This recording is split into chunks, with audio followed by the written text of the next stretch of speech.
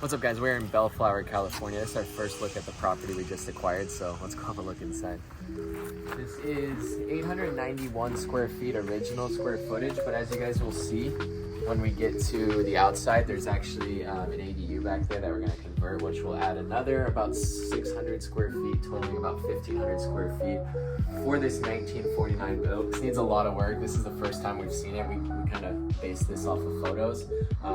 So yeah, we got a pretty big budget here. We got a good team out here that will help kind of clear everything out. This is the dining room area. And if we come through here, what we ideally, the cool thing would be removing this entire section right here, but this is most likely a load-bearing wall, so we're debating on keeping the same exact layout, which is obviously more cost-effective, or going the route of just opening up this complete floor plan. This is the kitchen area. Obviously, everything's going to be completely gutted. All cabinets will be brand new. Probably going to restructure it a little bit because the fridge is just not practical right here. I honestly don't even know where it went previously. Sink, and then we'll come around to the bedrooms. So this is a 2-bedroom, 1-bathroom original. This is the single bathroom. I think they put the door on the wrong way. Yeah, that's it. It smells. The other bedroom right here. And I think there was some previous break-ins, so we had to barricade that wall up. But yeah, these are decent sized bedrooms. They each have their own closet in here. Popcorn ceiling, obviously, that was big in the 1950s and up to the 80s, honestly. But yeah, everything like drywall is pretty much good. There's not a whole lot of texturing besides the popcorn. We're gonna get, honestly, these are like really solid doors, but we'll probably just go all brand new modern. There's no light switching here, no fan, so we'll probably add a fan. We always like to do that. Very cheap and makes it a lot better. And all new windows.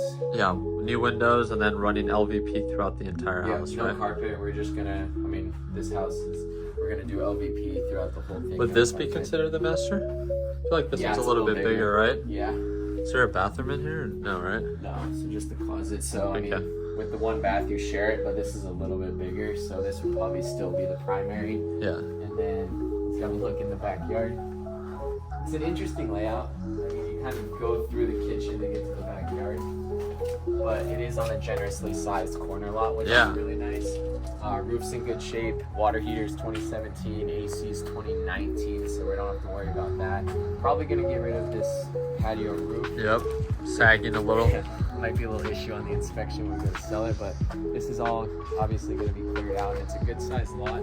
You have 2 gated accesses, which is cool. One here and then one on the other side of the ADU over here. And then we'll do a quick look right now at the conversion. So 600 square feet this is. A lot of work we have to do here, but a lot of potential as well. Yeah. It has electric, trench for water. Make this a whole nother area right here, because that's what almost every single one of these neighborhoods do. And that's what we have to do. What right now it's pretty much almost just like a storage unit. So what's kind of the plan? A high-end storage unit. This one we wanted to trench for water, so we have water plumbing.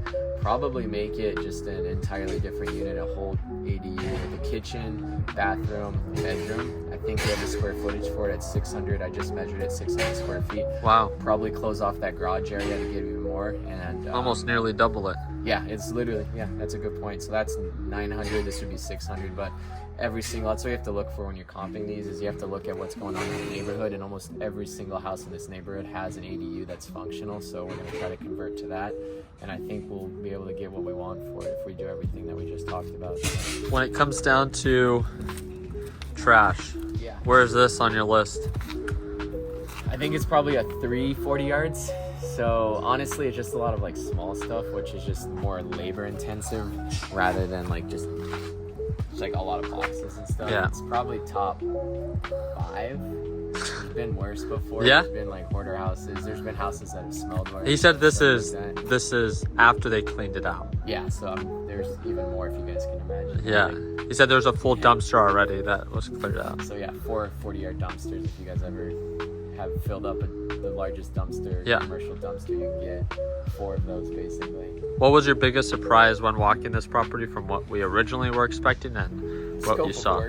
Yeah. scope of work on it, and just kind of the deferred maintenance on it. Like if you just look behind you, like the windows and everything, all broken.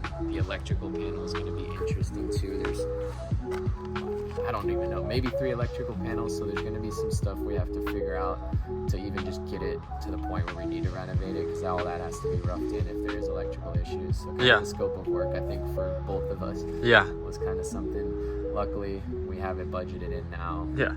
And we're going to create a game plan today, because being out of state, we don't know when we're going to be back here next. So creating a good, solid blueprint and game plan is what we're going to do right now to make sure things go smoothly. I mean, roof's in great shape. This is cool. This was kind of unexpected how nice. I think it's much bigger than what much bigger, and it has a lot of potential. So that's exciting. Just having something that we can actually convert into a whole other unit is really, really cool, and it will bring value up a lot and literally just make up for all the renovations that we didn't expect. And what would you say is one of the biggest differences from flipping a house in Arizona and here and what we've experienced in California? Honestly, the age of it, like we don't touch a lot of, I don't think we've ever touched a 40s build, so just the sheer age of it, kind of accustoming to what people are used to out here, like looking at what other people are doing in the neighborhoods. It's much different than Arizona. Arizona, we know what we're doing, we know what yields top dollar. Out here we don't, and that's just kind of, when you do stuff you're not familiar with, you just have to have that built-in margin to be able to almost make mistakes and still be fine with it. The age is the biggest thing for sure, like learning, there's going to be a learning curve on stuff like that. But yeah. And what's your projection from start to finish? How long do you think this project's going to take? Oh man, if we have a full crew in here every day, is 8 to 10 weeks, I would say. 8 to 10 weeks? Well, yeah, and then this too, yeah, probably 10 to 12, I would say, to be safe.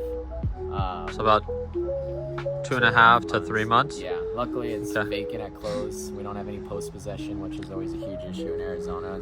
Right now we're seeing a lot of people sell their house and then want to stay in it for 30 days after. Definitely. So this is nice. We can just literally tomorrow get going on it, which will help speed things up. And for the average flipper, that it takes about 6 months to flip a property, minimum, according to what they say. What would you say is one of the biggest tips for someone that wants to flip a house? Even though this is super extensive, it sounds like 2 to 3 months is gonna be kind of like a really large timeline from what you're used to. Do you think a big part of that is your ability to be able to schedule and overlap contractors? Yeah, so out here, if this was moved over to Arizona, we would probably cut the timeline to like 4 weeks or a month out of it, just because we have contractors, we know how to schedule them, the scope of work. I know exactly how to kind of figure all that out, overlap them, but out here we just need that extra cushion. Definitely. And then obviously as a flipper, you need to take into consideration your holding costs on when you go to list the property. You're not going to sell it the day you're finished, so that's another 30, potentially 60 days as well, depending on the current market. So that's where you kind of get your time frame from as well. It's like time on market is a huge thing. Yeah, especially for flippers that are taking out hard money loans when purchasing a property. I feel like they sell themselves the dream of how quickly they're going to get it done, and then they don't take the extent of what holding costs can do when it comes down to their net profits at the end. Exactly. A lot of these times, if you get hard money, they're making more money than the flippers. So it's wild, but you just have to really, everything has to be taken into consideration when you make that original offer, really. And what's one thing you're looking forward to most out of this flip? Being able to honestly just enjoy, travel, is really cool. Even going with you today here has been a really fun experience. Just being able to come check in on the property and honestly seeing this transformation is going to be one of the most exciting things, because I think this is going to be one of our most transformative properties that we've done in a very long time. So being able to see that start to finish and just having something we've never really done before, have not really a lot of experience out of state, is going to be something exciting too. It'll be a challenge. All right, guys, and there you have it. Make sure you guys stay subscribed for updates. If you guys have any questions, feel free to comment down below. And again, if you guys want to get connected with Nick to learn more about how to flip properties, we're just going to be the first link in the description down below.